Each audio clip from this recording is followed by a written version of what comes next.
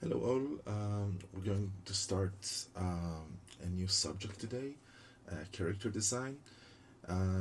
This is sort of a culmination of everything we studied so far. You'll be implementing pretty much all of it um, because all of it is relevant for characters.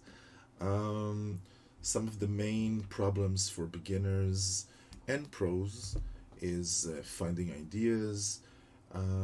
We're gonna circumvent that by using a website that offers free prompts for character design and creatures and stuff like that. So I'll introduce you to that. We're going to talk about freeware that help us gather reference, and then we'll go into like basic posing and proportions and how that translates into an interesting character. Okay. Um, so I'll see you soon. See you in a second. So this is the website we're going to use at conceptstart.net. We're going to press the ideas tab, and here we have some prompt generators that really helps. So we go into the characters, and I'm going to uncheck the time frame and deliverables because this is like not relevant for now, and generate some ideas, open them in new tabs just to make it quick. And this is the first one: female robot teenager, female cyborg, a middle-aged female cyborg who's plump, and a bald child vampire with bombs. So obviously I went with the bald vampire child with bombs. Okay, so now we have our prompt, but that's just the beginning of the, well, literally story, because it's very hard to design something that has an impact in a vacuum. So our next step is to, and by the way, I'm just sketching, okay? So there's no, I'm not teaching anything, I'm just sketching while I'm speaking to make it a bit more interesting. So it's very hard to create impactful characters without them having some sort of story. So our next stage in the work is to create an actual character, not visually yet, just her story. So we have a child vampire. We need to think of a setting. Does it happen in Middle Ages? Is it happening in the future? Is it happening now? Each of these decisions will alter drastically the character. These are just vampires, by the way. I'm just drawing vampires. And because if it's like a medieval vampire, then obviously the way she dresses and the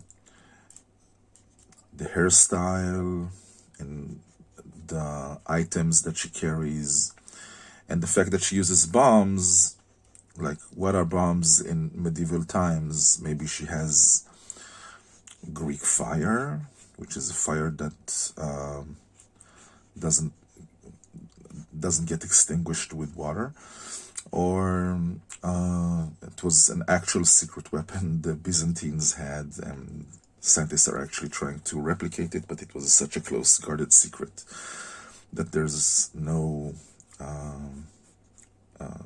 recordings of it, of how to make it. So maybe it's that. Maybe she's just an arsonist. That can happen in a medieval setting. Maybe it's a magical setting, so she can create like explosive bombs with her mind, with her spell abilities, or something like that. If it's a modern day vampire, then maybe she has tattoos. Maybe I have to decide where she's from in the world. Maybe she's Japanese and has some very, very acute fashion sense.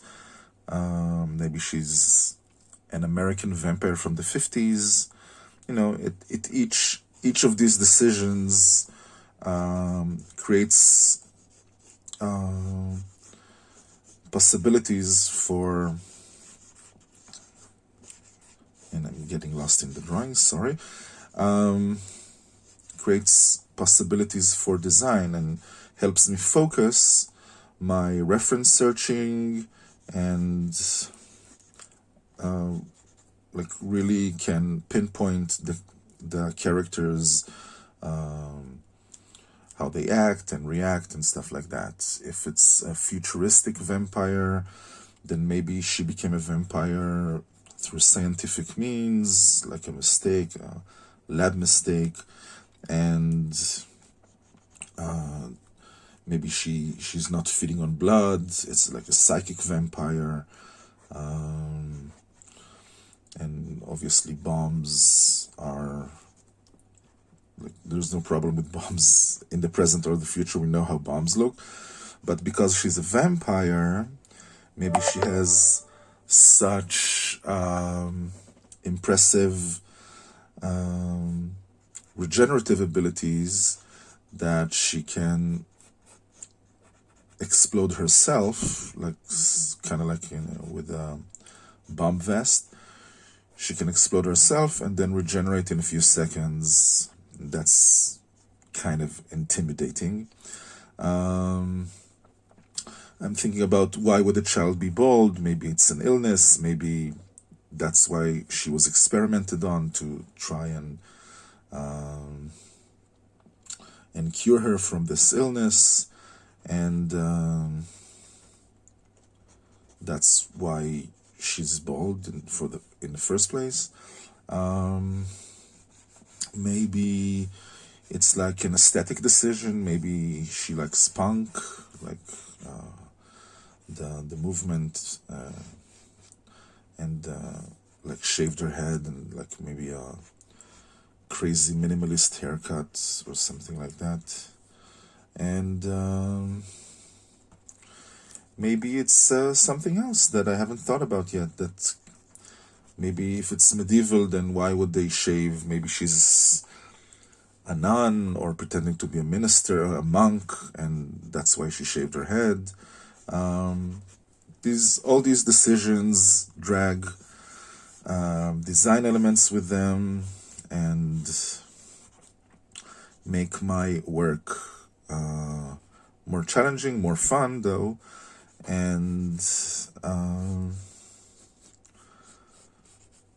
that's what we're going to do now, okay?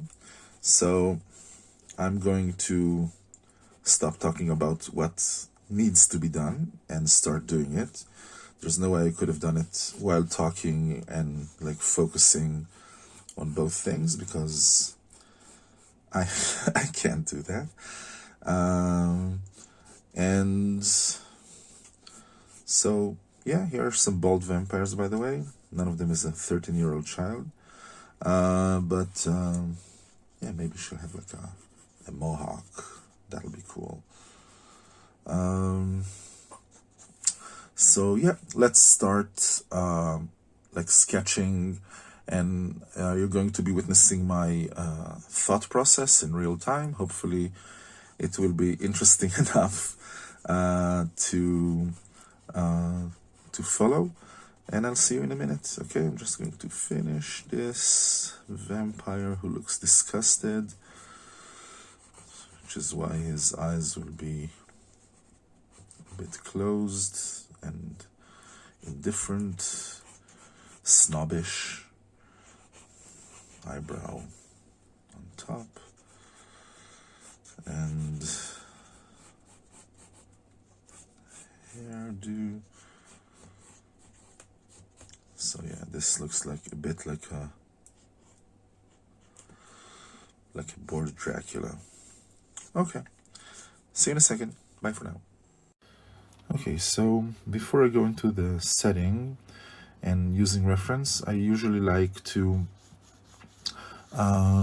try and use my imagination and maybe try all sorts of different versions before I go into like a historical era, or use like the proper reference. I'm just trying to use trying to work out the proportions. Okay, so the bigger the head will be compared to the body, the smaller the child will be. Now if it's like 4 or 5, like a 4 or 5 year old, she became a vampire when she was 4 or 5, then first of all, very tragic and very disturbing. And the eyes will be quite big and a bit on the lower half of the head. I'm going to draw the pupils big, but because it's a vampire, I like a tiny nose. Because it's a vampire, then she's probably very old, so I'm going to give her a bit like sort of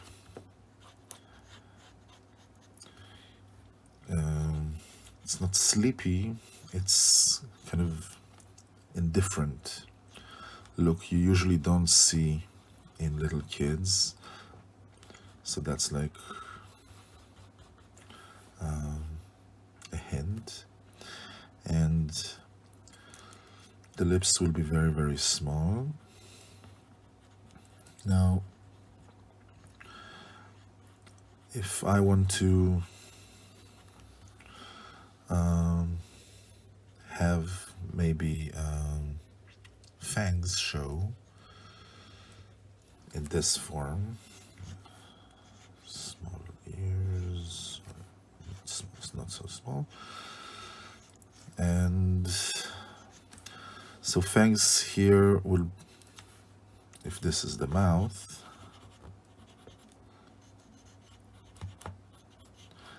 think of the top lip like as 2 M's, sort of.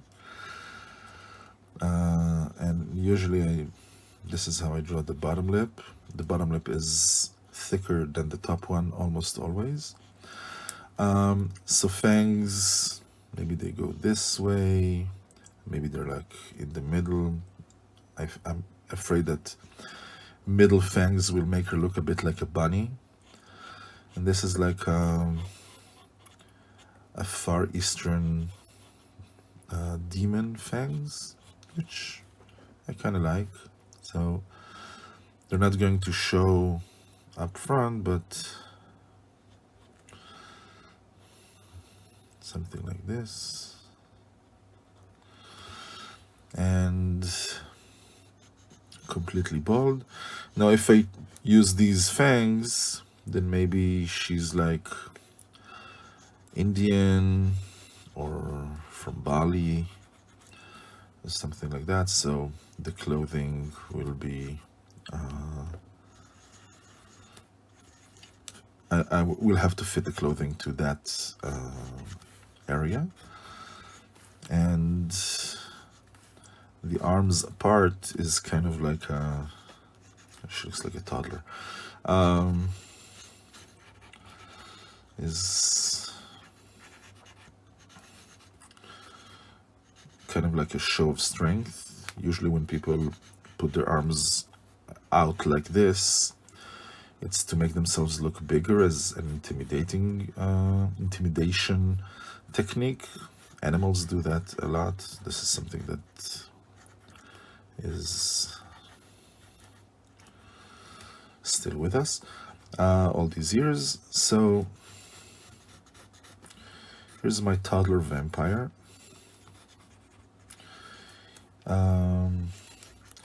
The problem with that toddler vampire, first of all, it's really creepy, I think. Let's give it something like this, maybe like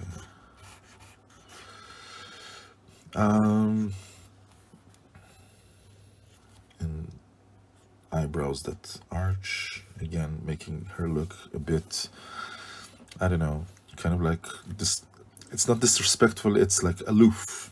That's the word, aloof. Um, so, and I don't know, maybe she has like a top knot. No, that's kind of, it detracts from the character, I think. But maybe she'll have like jewelry, like a golden snake perhaps here. I don't know. And that's like a toddler vampire. It's creepy but not very intimidating. And I want this vampire to be, again, a child, but because obviously that's what the prompt says, but it doesn't specify what age, and I want it to be a bit more physical. And the toddler, again, while I can think of scenes of it being extremely creepy, like think of every Chucky movie ever made, I'm going to go a bit with something more adult, a bit. Okay, so let's talk about, we talked about a bit proportions, like the size of the head against the size of the body. Let's think about posing a bit. Okay, so posing means drawing the character in an interesting way and make it more appealing this way. So more appealing usually means more dynamic, which is less boring. So I use this line as the center, but then I draw everything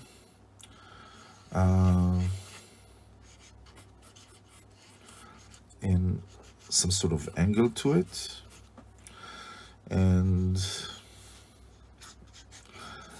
I'm not going to make anything like symmetrical. So everything is going to be a bit off center, which will make it look a bit more dynamic and interesting to the eye. So something like this. And this is like an attitude pose.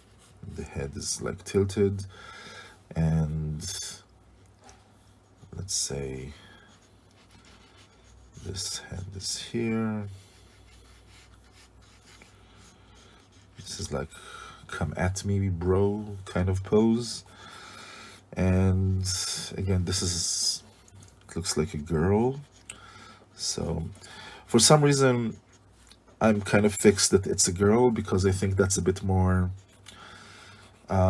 again, I'm sorry if it's misogynistic or anything, but it feels a bit more tragic.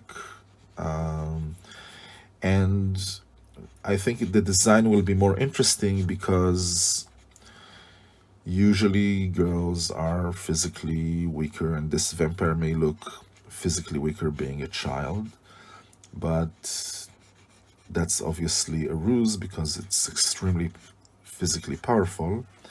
And again, you know, the proportions, head big, body a bit smaller, hand will come to the mid of the thigh, elbows to the hips. Nothing changed. This is like my anatomy lesson in a nutshell. And this time, for it to look creepy, I'm gonna draw it as if it's looking, the head is tilted down, but it's looking upwards. So I'm gonna give the eyes a bit of a sharp angle,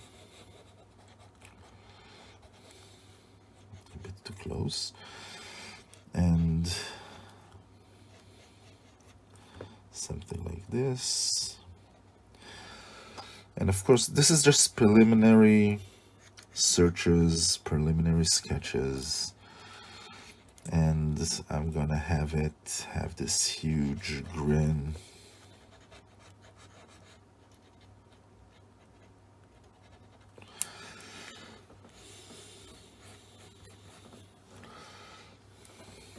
And like shark teeth.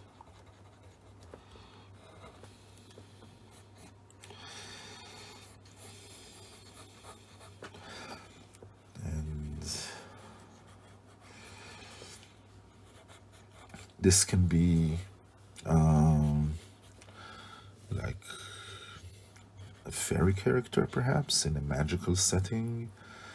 And again, it's bold. Um, so that's because the ears are like pointy. Um, I'm going to give it large hands and feet to make the claws more dangerous looking. And this is the proportions. Again, I'm not going much into clothing if I don't have like a very clear idea of what kind of setting he is. If it's a fairy, then maybe it's like very loose fitting. I'm gonna have to look at like fairy clothing, dark fairies, like I think Unsilicort it's called, like the dark fairies. Maybe it has a tail, because it's not human.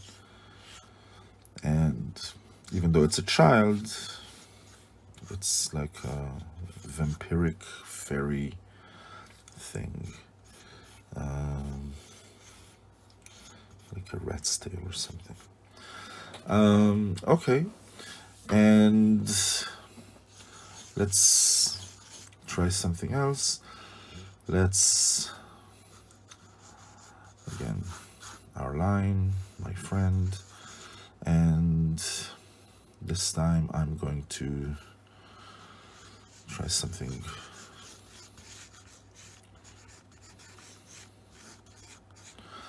like this, which may look weird, but that's part of the fun. And the hand will be here.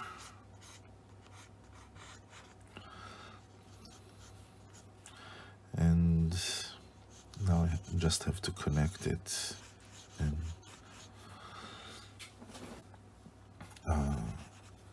divide it into two because of elbow.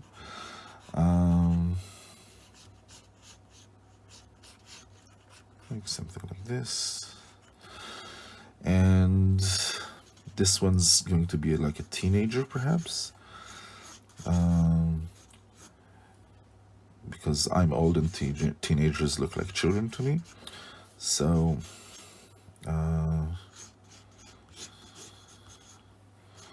that's not a teenager. It's like on the cusp of being a teenager, or like a ballerina or something.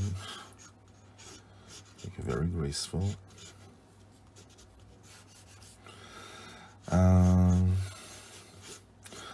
Obviously, because this leg is diagonal, then it won't get to the ground like this one. The fingers need to tiptoe.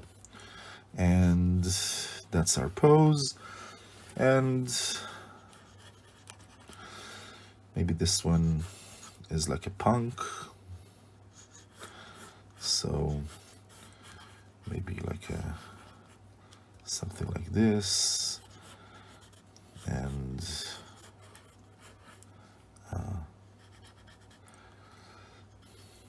belly shirt or tank top or something with some sort of ironic t-shirt. Maybe it's like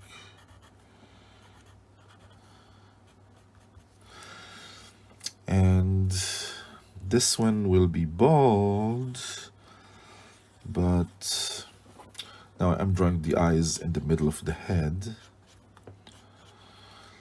but maybe she'll have like just a bit of hair, like one lock of shockingly pink or green, and because it's spunk, then maybe she has like a shaved eyebrow and makeup.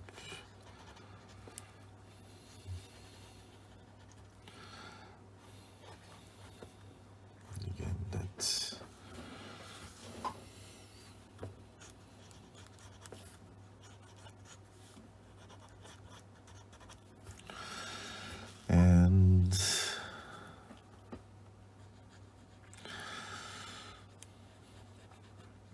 bit more mainstream, perhaps. Like I'll just draw two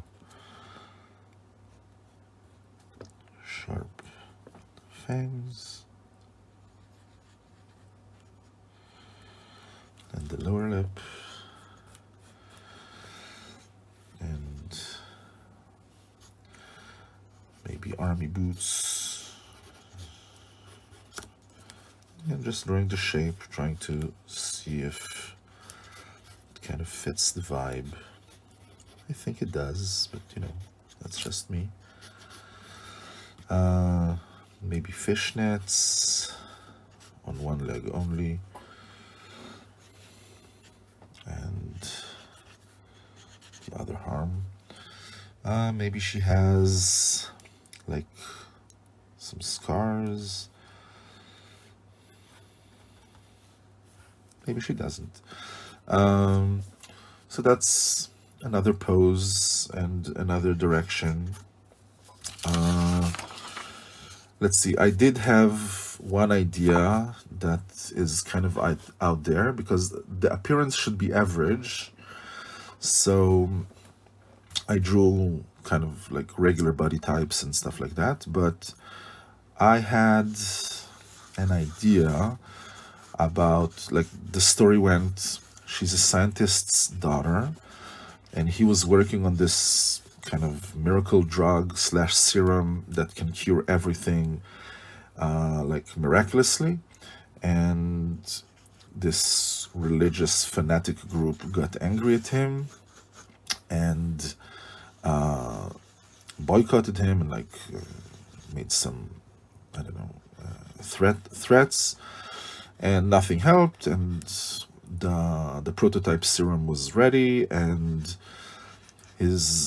in like the great unveiling, his entire family was there, his beloved and only daughter and wife, and the fanatics kind of detonated a bomb at the event, and he was mortally wounded, his wife was dead, and his girl was mortally wounded, and he decided to use the serum on her. Now, the serum keeps you alive regardless, and gives you regenerative powers and everything, and you're like sort of like immortal. That's like a side effect that is was kind of unseen, like not foreseen, I mean. And she was caught in the blast really, really bad and was supposed to die. Like half her head is gone. And for some strange reason, like, and she was like burning when they gave her the serum, so she's obviously not supposed to be alive, and she's still like, half her face is still burning, half her body almost is still burning, but somehow she's alive, completely mad from the pain. I have, like, I really like characters who are completely I'm forgetting the words. Like that one side is very different from the other. I'm sorry. Non-symmetrical, like Two-Face from Batman. And it kind of makes them look incredibly evil, I think, when it's this extreme. And yeah, there's like this horrific grin on one side, and she still has lips on the other side. This is like a teenage girl. So all the madness, and something like this,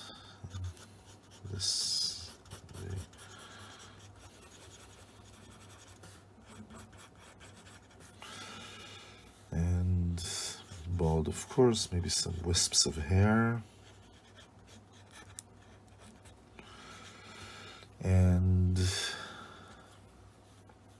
this part is on fire. And like her face is burning. One of her arms will be like shriveled and skeletal, but still extremely strong.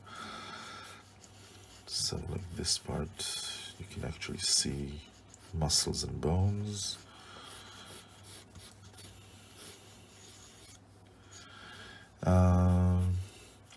And still, obviously, this is like burning. And yeah, I mean, that's intimidating, although not an average appearance by any stretch of the imagination. And this kind of like forces me to be very, very creative with her clothing, because half of her is burning, or perhaps just the top part, so it'll have to be something like this.